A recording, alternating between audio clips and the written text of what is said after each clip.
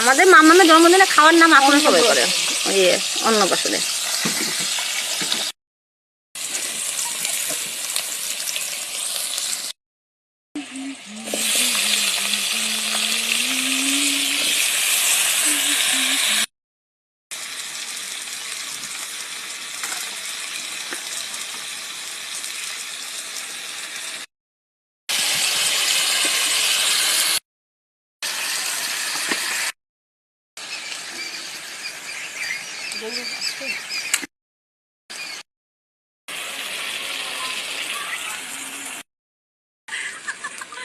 দেখ